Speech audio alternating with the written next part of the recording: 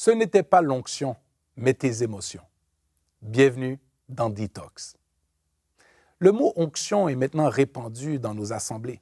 On l'entend dans nos prédications, dans nos prières, dans la louange et dans l'adoration.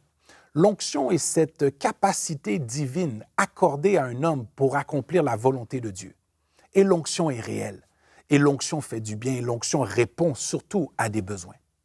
Mais faisons attention de ne pas tomber dans la recherche de sensations lorsqu'il s'agit de l'onction.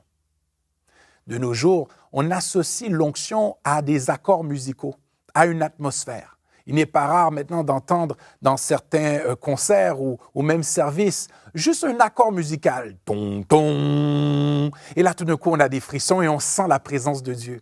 Non, ça, c'est tes émotions. Non pas qu'on ne peut pas sentir la présence de Dieu par la louange et l'adoration, mais très facilement, on peut tomber dans le sensationnalisme et juste associer un son à quelque chose qui anime un sentiment en nous. Et on doit faire attention. Les vrais adorateurs adorent en esprit et en vérité, non au son et par les émotions. Paul et Silas étaient en prison. Ils ont loué, adoré le Seigneur, sans piano, sans tambour, sans guitare, sans instrument de musique. Mais il y avait une telle onction que ça provoquait un tremblement de terre qui les a même permis d'être libérés de la prison.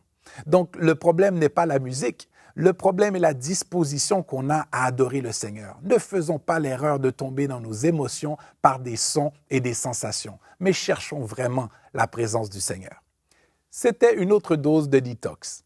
Si tout comme moi, vous aimez l'Église de Jésus-Christ et vous avez aimé ce contenu, je vous encourage à vous abonner et de partager la vidéo. On se retrouve pour un autre épisode de Detox.